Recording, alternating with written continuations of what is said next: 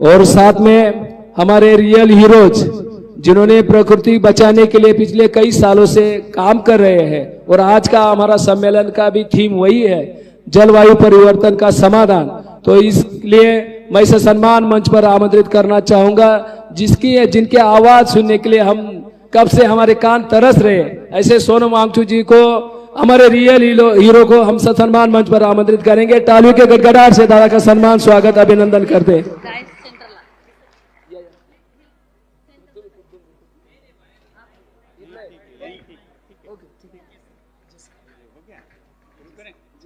Welcome.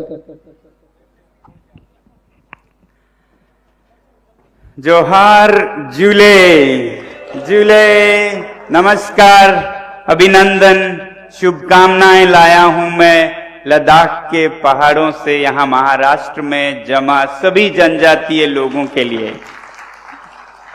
Ashok जी, अध्यक्ष मंडल के सदस्य, यूएन रिप्रेजेंटेटिव जो कि ईरान से आई हैं, हनी जी, और आप सब जो इतने सारे जगहों से रंग बिरंगे लोग, सभ्यताओं से, संस्कृतियों से आए हैं, आप सब से मिलके मुझे कितनी खुशी हो रही है, मैं बयां नहीं कर पाऊंगा। बहुत बहुत बहुत धन्यवाद आपका, ईश्वर का, कि आज मैं आप लोगों से जुड़ पाया। आसान नहीं था, मैं चाहता था कल जुड़ूं, मगर खुशी है कि आज जुड़ पाया। मेरी रेलगाड़ी 11 और 7 मिलाकर 18 घंटे लेट चली, ऐसी स्थिति थी, तो फिर भी आ पाया। इसका बहुत बहुत बहुत खुशी है आप लोगों से मिलके। मैं आप सभी को अभिनंदन लाता हूं, सारे लद्दाख और हिमालय के लोगों की और पशु पक्षियों की, पेड़ पौधों की, कीड़े मकोड़ों की, सब की तरफ से आप सबका अभिनंदन और धन्यवाद, जो आप लोगों ने मिलकर ऐसे अच्छे विषय पर ये गोष्ठी की। बहुत बहुत जरूरी थी कि आप जलवायु परिवर्तन, जो कि आज का सबसे बड़ा मुद्दा है, उसकी तरफ ध्यान जुटाएं लोगों का, और जिसकी संरक्षण करते आए हैं आदिवासी संस्कृतियां पूरे भारत में। कहीं हम हिमालय के उस पार लद्दाख में, तो कहीं हिमालय में हमारे साथी जो कश्मीर से, हिमाचल से, उत्तराखंड से, नेपाल से, सिक्किम से अरुणाचल तक, म्यांमार तक, सब संजोए रखे हैं वो मूल्य, वो संस्कृति, जिसके कारण ये बची हुई है अभी भी। मगर इसको अब आगे कैसे बचाएं, ये चुनौती भी हमारे सामने है। हमेशा से मैं ये कहता रहा हूं कि आदिवासी संस्कृतियों का आदर होना चाहिए, उन्हें कम या पिछड़ा ऐसे नजर से नहीं, बल्कि आज के इस दुनिया में जो अग्रसर हैं वही सबसे पिछड़े हो गए हैं, जिनके कारण ये धरती विनाश के कागार पर पहुंची है। जिसे हम प्रगति कहते थे, वो हद से अगर ज्यादा हो जाए तो विकास नहीं, विनाश होता है। अति हर चीज की खराब होती है। तो ये जो विकास की धारणा है, उसका जब अति हो जाए तो आज आप समझ रहे हैं क्या हालत है धरती की, वो होती है। तो ऐसे समय में और ज्ञान हम शायद वहां से न लें, उस स्रोत से न लें जिस स्रोत से ये विकास का नींव हमने पाया, और जिस पे चलते हुए आज धरती प्रलय के पास पहुंच चुकी है। तो इसलिए मैं हमेशा यही कहता हूं कि सीखना है तो आज दुनिया को, आज लंदन को, आज न्यूयॉर्क को, आज पेरिस को, आज बीजिंग को सीखने की जरूरत है। मूल निवासियों से, आदिवासियों से, जो अपने पहाड़ों में, जंगलों में रहते हैं, बहुत सादगी भरे जीवन से, और इसी की जरूरत है। यही ज्ञान वो सीख नहीं पा रहे हैं, जो अब बिगड़ चुके हैं विकास के रास्ते पर, वो हमारी ये सादगी भरा ज्ञान और संतुष्टि भरा ज्ञान नहीं वापस अपने जीवन में अपना पा रहे हैं। बहुत मुश्किल हो रहा है, तो सीखने की जरूरत है। तो इन बड़े शहरों को ऐसे सभ्यताओं से सीखने की जरूरत है। इसीलिए मैं बार बार कहता हूं, लोग कभी हंसते हैं, कभी मजाक की तरह देखते हैं कि अगर भारत को विश्व गुरु बनाएगा तो वो कलकत्ता, दिल्ली, बंबई, चेन्नई, बेंगलोर नहीं बनाएंगे। ये तो नकल है उन संस्कृति, उन सभ्यताओं के जिनके कारण पृथ्वी विनाश तक पहुंची है। तो नकल के, जिसे कहते हैं हम डुप्लीकेट संस्कृति सभ्यताओं से, ज्ञान से, जो हम किसी और से लेके, जो मौलिक भी नहीं है हमारी, उसको लेके हम विश्व के गुरु नहीं बन सकते हैं। बल्कि अगर हम ढूंढें ज्ञान को अपने पहाड़ों में, जंगलों में, ऐसे संस्कृतियों से जिन्होंने सदियों से सीखा है और उस पर चले हैं कि कैसे बिना किसी के हानि किए अपना जीवन संतुष्टि से, सादगी में बिताना है, आज वो ज्ञान भारत से अगर बाहर जाए तो भारत विश्व गुरु बन सकता है।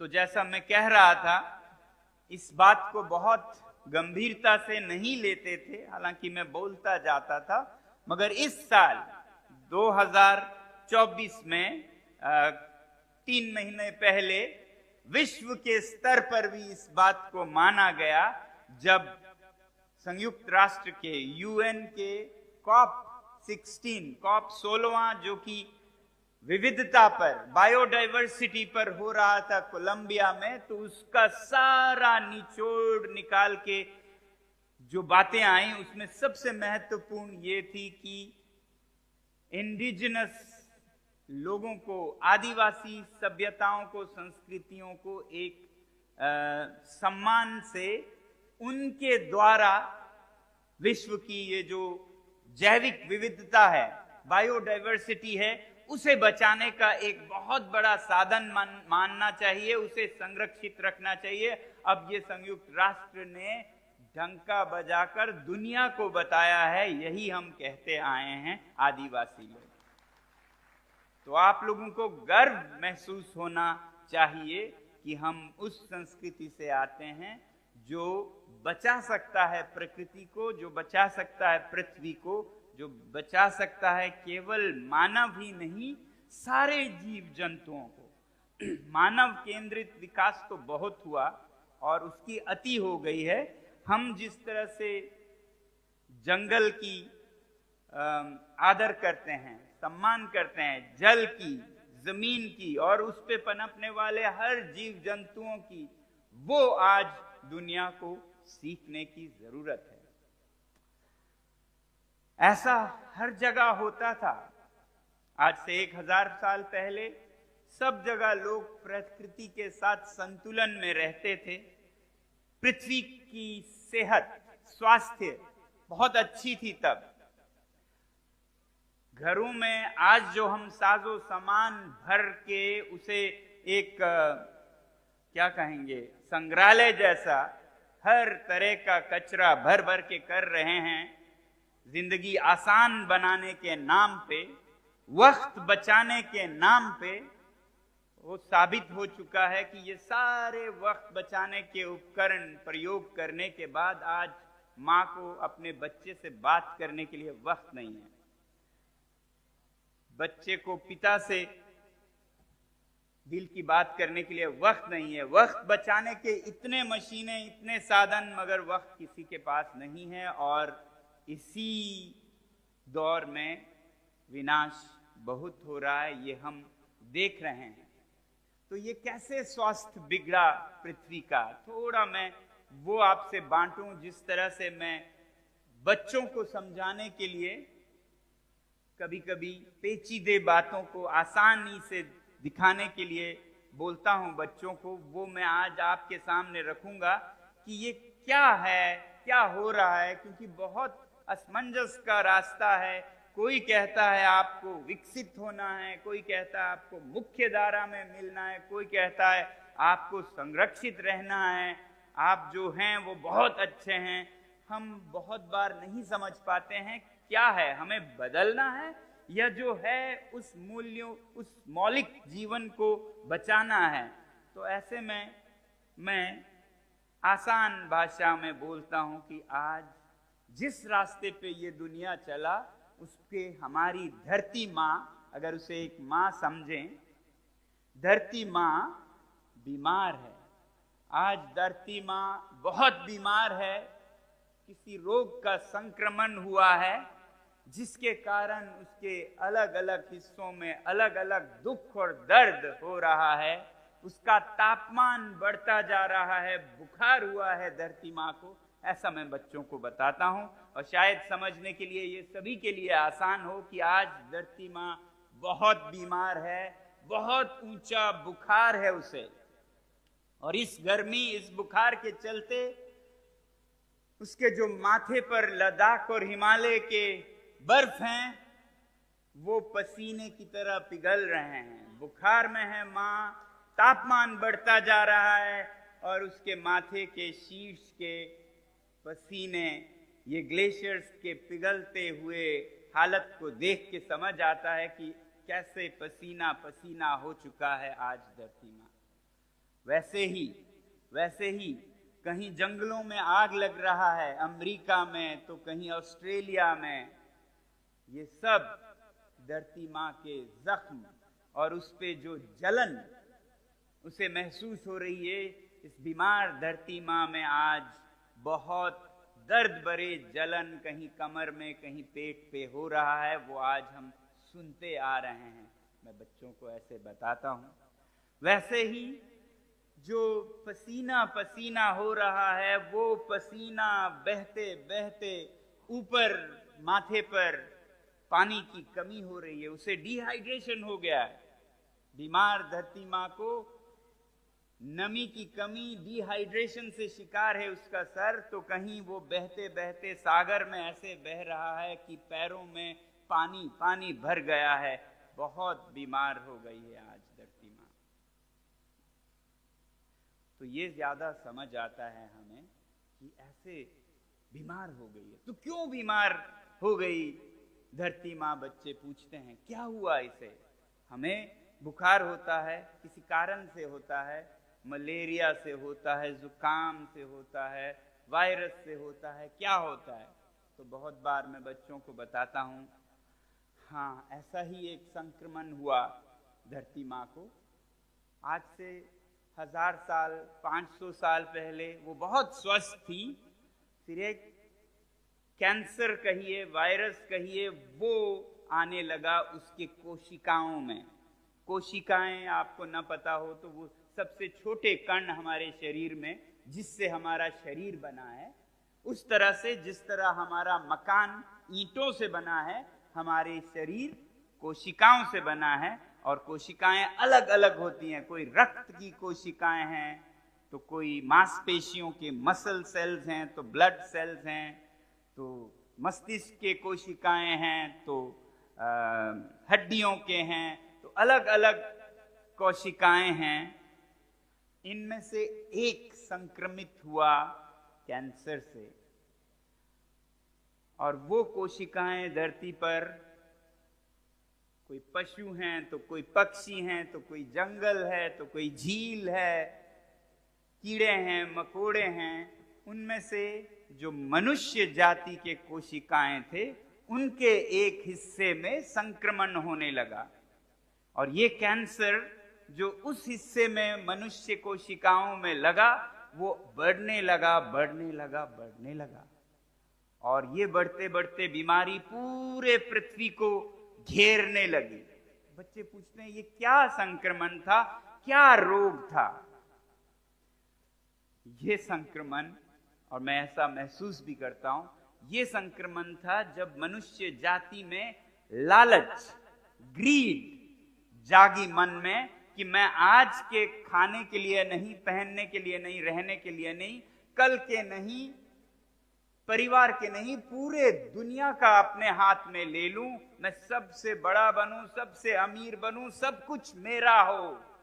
ऐसी जब भावना मनुष्य जाति में जागा, इंसानों में, तो ये बिगड़ने लगा। थोड़ा थोड़ा ये रोग पहले भी था, मगर संक्रमण बहुत बड़ा 500 साल पहले जब औद्योगिक क्रांति आने लगी, जब पूंजीवाद हद से बढ़ने लगा,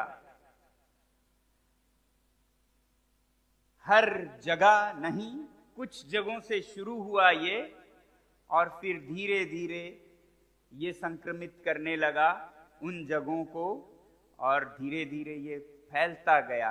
लालच का ये दौड़ जिसमें कुछ भी काफी नहीं है, जिसमें आप हर चीज पा लें, फिर भी और चाहिए और चाहिए।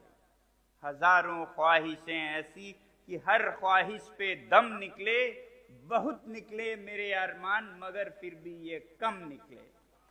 तो ये कम निकलता गया, ये रोग लग गया हमें।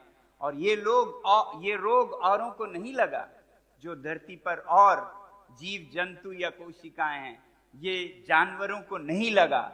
वो जानवर, कोई जानवर ऐसे जमा नहीं करता है, होर्डिंग नहीं करता है, जो औरों से लेके अपना सालों सालों जैसे पूरे धरती पे रहना हो, ऐसे कोई जानवर लालच से नहीं करता है। वो खाते हैं, छोड़ के चले जाते हैं। पशु हो, पक्षी हो, पेड़ से खाते हैं, खा के चले जाते हैं औरों के लिए छोड़ के। तो ये मनुष्य जाति में ही लगा, ये पौधों में, फूलों में नहीं लगा, कीड़ों मकोड़ों में नहीं लगा, ये पशु पक्षियों में नहीं लगा, ये मनुष्य जाति में लगा।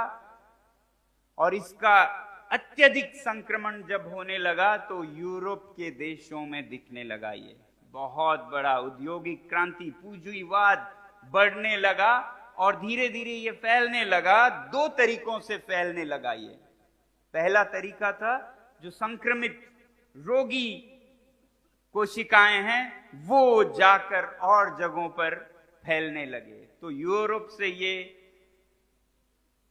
संक्रमित कोशिकाएं जाती हैं अमेरिका, उसे संक्रमित करते हैं। नॉर्थ अमेरिका, साउथ अमेरिका जाके उसे रोगी बनाते हैं, वो हिस्सा। ऑस्ट्रेलिया जाके उसे रोगी बनाते हैं। और हर जगह वो जाके ही संक्रमित नहीं किए, वो एक दूसरे से छूत से भी संक्रमण इसका हुआ। तो जैसे भारत में वो उतने नहीं आए, 2-4 आए, मगर वो रोग ऐसा फैल गया कि भारत के लोग ही रोगी हो गए। ये रोग अब देखा जाता है बड़े बड़े शहरों में, जहां दौड़ है, अंधा दौड़ है, और चाहिए और चाहिए और चाहिए। मैं ये नहीं कहता हूं कि मैं विकास विरोधी हूं। विकास जब हद में हो तो विकास है, हद से जब बढ़ जाए तो वो विनाश है। तो मैं हिंदी के एक गीत को अगर कहूं, इतने विकसित न बनो, इतने विकसित न बनो, हद के अंदर हो अगर विकास, तो विकास होता है। हद से बढ़ जाए तो आप अपनी सजा होती है। आपने सुना है ये गीत? तो जिससे ज्यादा बढ़ जाए, संतुलन से ज्यादा मध्यम मार्ग जो है वो विकास का विकास है, उससे ज्यादा हो तो विनाश शुरू हो जाता है।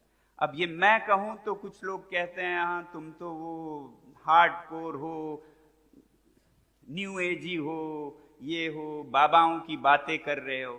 फिर मैं उन्हें उनके ही गीता से, विकास, आर्थिक विकास के गीता से, उनके ही गुरु की बातें बताता हूं, जिसमें कि एक बड़े अर्थशास्त्री ने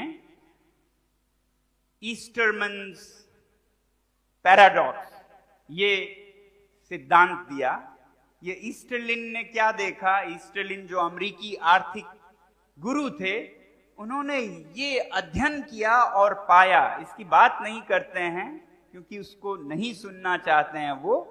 उन्होंने ये दिखाया कि दौलत के साथ, पैसे के साथ, विकास के साथ संतुष्टि किस तरह चलता है। अगर आप ग्राफ बनाएं, जैसा चित्रण करके दिखाते हैं, इस तरफ पैसा, उस तरफ संतुष्टि, तो जब पैसा जीरो होता है, शून्य होता है, तो मैं भी मानता हूं संतुष्टि शून्य होता है, बहुत दर्दनाक होता है। गरीब होना कोई रोमांचक बात नहीं है। मैं नहीं चाहता कि हमारे लोग कोई भी जनजातीय या कोई भी बिल्कुल गरीब रहें कि वो कपड़े ना पहन पाएं, खाना ना खा पाएं, पेट भूखा, शरीर नंगा, कोई संतुष्टि नहीं होगी।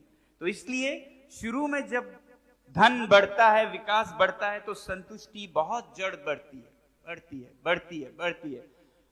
फिर जब आपके पास कपड़े होते हैं, खाने को रोटी होती है, घर होता है, खेत होते हैं, जरूरतें पूरी होते हैं, फिर शुरू होते हैं झगड़े, फिर शुरू होता है लालच, फिर शुरू होता है विनाश। ये मैं नहीं कह रहा हूं, ये अर्थशास्त्र के गुरु ने दिखाया कि कुछ देर बाद ये ग्राफ फिर चढ़ता नहीं है। जितना भी पैसा बढ़े, संतुष्टि वहीं पे रहती है। ये एक तरह का क्या कहेंगे, पठार बन जाता है, प्लेटू हो जाता है ग्राफ।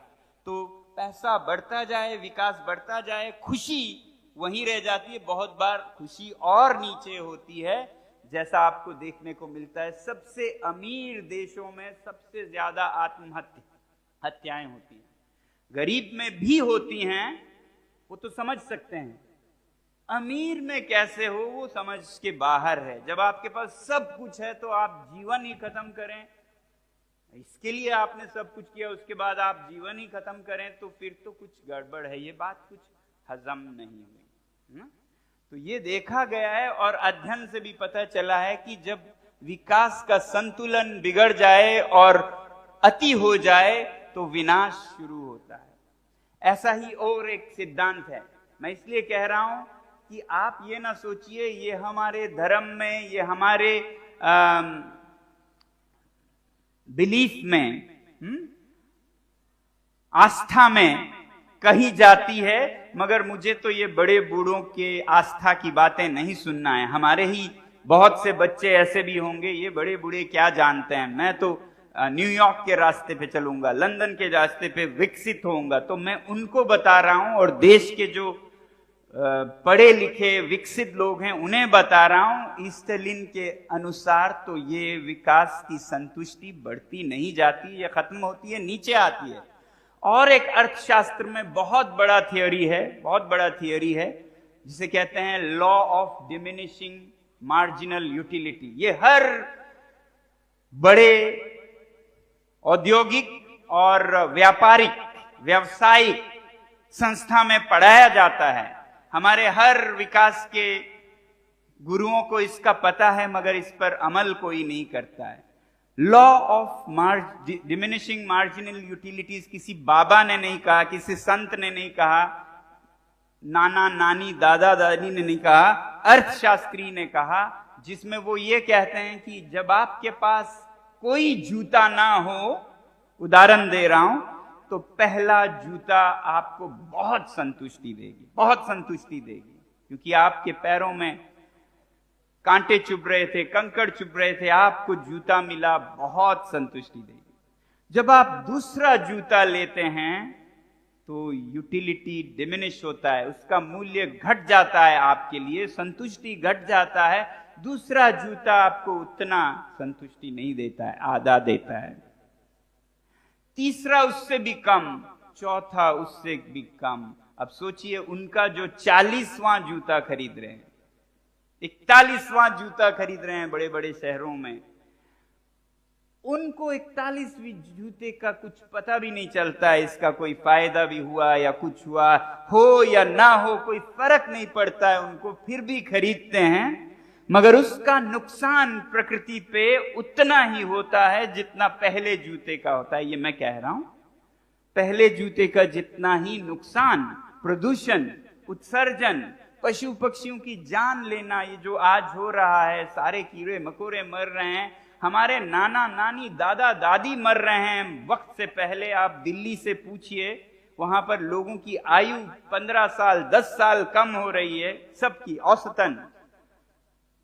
तो ये उतना ही करता है वो 41वां जूता, मगर संतुष्टि कुछ नहीं देता। तो ये है law of diminishing marginal utilities, जो अर्थशास्त्री कहते हैं, उनके गुरु जो हमें विकास के रास्ते पे ले जाना चाहते हैं, फिर भी हम नहीं सुनते हैं। तो ये मैं आज एक तो दुनिया को, दूसरा हमारे ही जनजातीय लोगों को भी सुनाना चाहता हूं, खासकर युवा पीढ़ी को, ताकि आपको अपनी संस्कृति पे गर्व हो। जो सादगी थी वो पिछड़ापन नहीं था, वो बहुत अग्रगामी था, वो सबसे आगे है। दुनिया को आज चाहिए तो वो ज्ञान चाहिए। तो ये गर्व होना बहुत जरूरी है, वरना ये संक्रमण जो मैं कह रहा था यूरोप से आया, दुनिया भर में फैला, भारत चीन जैसे लोगों पे ये कोशिकाएं नहीं आई, यहीं के कोशिकाओं को संक्रमित कर दिया, दिमागों में ये वायरस, ये कैंसर फैलने लगा। तो इसको हमें समझना होगा और समझाना होगा वो जनजातीय लोगों को, क्योंकि इन देशों में, भारत चीन जैसे देशों में जहां वो आए नहीं, संक्रमण हुआ, दिल्ली में हुआ, बंबई में हुआ, कलकत्ता चेन्नई में हुआ, इस देश में भी कुछ कोशिकाएं अभी भी स्वस्थ हैं जिन पे ये संक्रमण अभी नहीं लगा है, और जिसके संपर्क में आकर ये संक्रमित कोशिकाएं भी स्वस्थ हो सकती हैं, वो बचे हुए कोशिकाएं हैं आदिवासी जनजातीय संस्कृतियां, जो कहीं पहाड़ों में हैं, कहीं जंगलों में हैं, अब तुले हुए हैं, उनको भी मुख्य धारा में लाने का। अगर मुख्य धारा से अर्थ हो कि संतुलित विकास, तो बहुत अच्छी बात है, तो बहुत अच्छी बात है। क्यों कोई आदिवासी भूख से मरे, क्यों कोई आदिवासी ठंड से मरे, बीमारियों से मरे? बिल्कुल ना मरे। मगर अगर विकास का अर्थ है असीमित अंधाधुंध दौड़, तो वो फिर एक बीमारी है जिसके बाद आपका विनाश शुरू होता है। तो जो संक्रमित नहीं हैं उनसे बहुत उम्मीद है, मगर हम में भी ऐसा नहीं है कि आप इस जनजाति से हैं तो आप तो स्वस्थ हैं। इसी जनजाति में भी जो लोग पृथ्वी को हानि कर रहे हैं, अपना सोच रहे हैं और किसी का नहीं सोच रहे हैं, वो संक्रमित हैं। और ऐसा नहीं है कि दिल्ली बंबई में जो हैं सब संक्रमित हैं, बहुत लोग हैं जो स्वस्थ बचे हुए हैं संक्रमण के बावजूद, जो हमें मदद करते हैं अपने बड़े बड़े शहरों से। मेरे साथी यहाँ दिलीप जैन जी हैं, वो आदिवासी नहीं हैं, मगर उनके लिए वो हर रात दिन काम करते हैं। उसकी मैं बात कर रहा हूं कि जरूरी नहीं है कि दिल्ली और बंबई में सब संक्रमित हों। बचे हुए लोगों को एकजुट होना चाहिए, वो चाहे जंगलों और पहाड़ों में हो या शहरों के बीच अभी तक बचे हों, उनको एकजुट होके इस पृथ्वी के स्वास्थ्य को फिर से अच्छा बनाना होगा। इसलिए हम पर बहुत बड़ी जिम्मेदारी है। इसलिए मैं आप लोगों को एक तरफ तो धन्यवाद करने आया हूं कि आप अपने मूल्यों को बचाए रखने के लिए इतने 32 सालों से आप कोशिश कर रहे हैं। आज इसकी सबसे ज्यादा जरूरत है विश्व में। 32 साल पहले शायद लोगों ने इसे हंसी में उड़ाया होगा, ये पिछड़े लोग क्या कर रहे हैं, इनको कुछ नहीं पता है। आज वही लोग विश्व गुरु बनेंगे, तब आपका मूल्य बहुत होगा। तो ये अपने आप पर जो भरोसा है वो ना खोइएगा। संक्रमण चल रहा है, मगर स्वस्थ कोशिकाओं को खुद को संभाले रखना है, नहीं तो कहेंगे बड़े गौर से सुन रहा था जमाना, खुद ही सो गए दास्तां कहते कहते। तो ऐसा ना हो, ऐसा ना हो। मैं चाहता हूं कि आप की दास्तां बड़े गौर से जमाना सुनने को तैयार है। आज संयुक्त राष्ट्र से, यूनाइटेड नेशन से लेके बुद्धिजीवी सभी आपकी दास्तां सुनने को तैयार हो, और आप ना खामोश हो जाएं दास्तां कहते कहते। तो इसके लिए मैं खास कर लद्दाख से आया हूं, बहुत दूर से आया हूं, बहुत कठिनाइयां सह के आया हूं। कई बार मन में विचार आया कि नहीं हो पाएगा ये, 2 घंटे के लिए मैं मिल पाऊंगा उनसे, अगर वो भी देर हो गई तो मैं यहाँ आके कुछ भी ना पाऊंगा, खाली मैदान में आऊंगा। मगर फिर सोचा जो भी हो, कोशिश करने वालों की कभी हार नहीं होती। तो कोशिश की, आप लोगों से मिल पाया। अब मेरी कोशिश कामयाब आपसे मिलने से नहीं हुई, ना ही होगी। अगर आप इन बातों को, इस मूल्य को, इस गर्व को अपनी संस्कृति के बच्चे बच्चे में दे पाएं, ये सकारात्मक संक्रमण अगर आप कर सकें तो हम ये नकारात्मक संक्रमण को रोक पाएंगे। यही आपसे अपेक्षा है, यही आपसे प्रार्थना है। इसी के साथ में लद्दाख के अभिनंदन और शुभकामनाओं के साथ आपका अंतिम दिन है। आप सभी को ज्यादा नहीं रोकना चाहूंगा। बहुत बहुत धन्यवाद। जय जवाहर। बहुत बहुत धन्यवाद। तालियां बजती रहनी चाहिए।